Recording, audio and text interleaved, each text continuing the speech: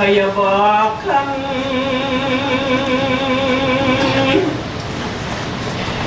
Kalupang pamati krusasad sa tiengan.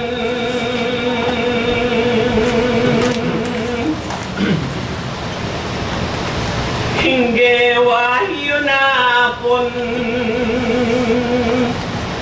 niyang ebiyasa naman. Hayone balikan lingting ng kabyasnan. Kaunaning tao kilubiwi ko nga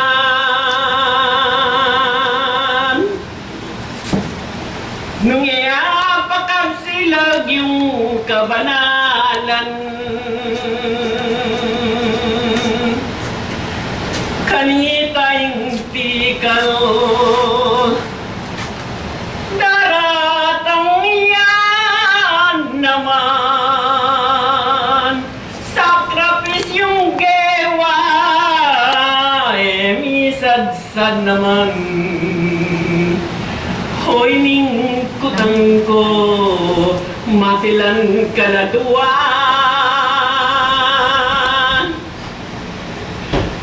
Nung may sakit kayo, ampoy subukay po.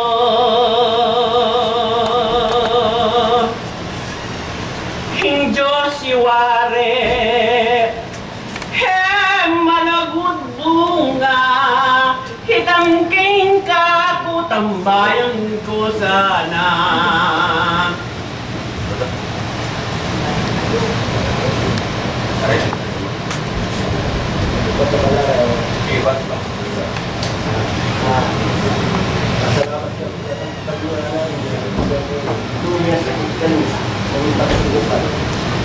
Kaya wali maluluman ng Diyos. Kaya kandias ko na rin. Sabi ko, naranin ito. Natanet ko kayo ay wala pa nilibili. Tapos wala yung kalang siya kami. Bago kami malungkot. Diyan malungkot. Uling, malawag ka kanil siya namin puso. Pero, yung taraman mo rin ba lang sabirap? O tambatan niya niya ba niya ito? Nakawag niya naman. O tanglungkot kayo manalayan din si nanay may pamasun sa tinglahat ini. Yung Diyos, bago naman. Salamat. Maraming salamat. Kapatid, bakit dinala ko hangilan naman? Dahil may marunong nagbabasa sa Evangelyo. Pag anak ka ng Diyos ay walang parusa. Bakit ngayon? Sa panahon nito, ang karamdaman nasa sayo, kapatid. Nangtanim sa isip mo kahapon, kailanman, di ako ihinto sa pananalig sa Panginoon. Pero ngayon, kapatid, ang katawan nito may sakit. Di parusa yan, kapatid. Kung natatandahan mo ang isang bagay sa tao, ano man ang gawin niya, pag nananalig sa Panginoon, sabi ng Ebanghelyo, walang sakit na maibigan. Sino ngayon ang nagkamali, kapatid?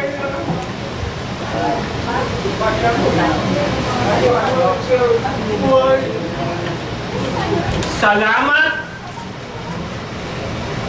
Ako ito ang dala ko para hindi mabigat sa iyo. Ang katawan na ito, may mga bagay kayong susundin. Pakainin mo sa tamang oras. Huwag lalampas sa kaya ng katawan mo ito. Huwag magpapagod ng sobra. Kaya kung minsan, kahit nananalig kayo sa Panginoon, may sakit na nararamdaman nyo. Dahil lumabag kayo sa katawan na ito, linabang nyo. Huwag kayong lalabag para huwag sabihin sa inyong naiilan ang Panginoon ay nagpaparusa. Hindi, kapatid. bunga ng dapat yu, kayatin, bibibalik kay kayo. Ang ginawa mo kahapon, tama, babalik at babalik sa'yo.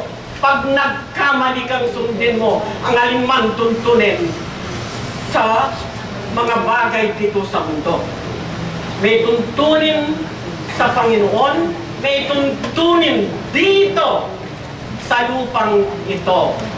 Tinalangking mesa, tambayan ka nung anong diwang ikwa mo, tindela.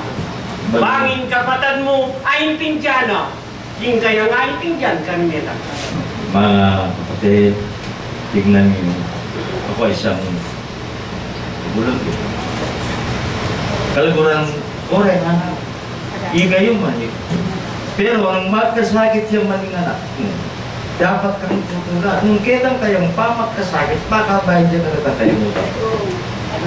Yan, nung tataging Biblia, ang balay na ito, anak, pinupuri ako sa kanyang lagi. Dapat malayo ako sa puso niya. Dapat ang balay na ito magsisi sa kanyang kasalanan at sumunod sa aking yapak at daklat.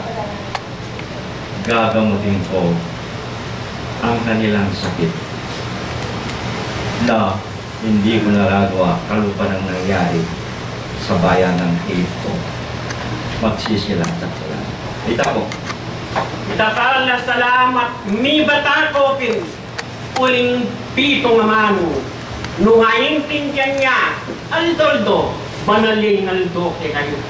Itang batbatan me, kamamangan, kapatad, ako man sabihan kung ulit kong magpakadsi kayo. Bangating kong lakas gawa, karing bagay mangayap, karing kalupa yung tao. Simple ay burinan ng Diyos. Potanging lubod dadalaya, nang panggawan nyo. May nagumpi kayo. Karing gagawin yung pimpangayat siyong niya ito ng ito.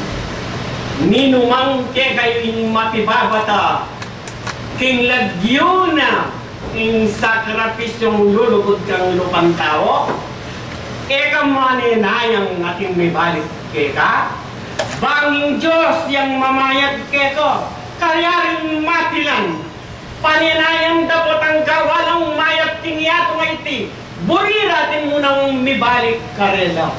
Tingkap yun na kapatid. Nung maninaya kayo, nano ba yung panayin niyo? Bota nga tsoko, yung kakasan. Pinanla mo din nga mano, uli nga ako manekula pag karing oras, apabyeyo kaya kami, nung ding tao wara, balura, nung nanuing binye oras, di lalo na ikin daratang kaya kayo, balumi, nung nano oras. Kapayapan. Yang lulumbong ko kaya kayo, sumulong kayo kinlagyuning sakrapisyo, bang kanita bisadsad kayo kalupaling pamati kong, masakiting marusang krus, agyuyusay katapatan, ako yung sinuyo, Pablo, makipag-Diyos yun. Kaya kayo.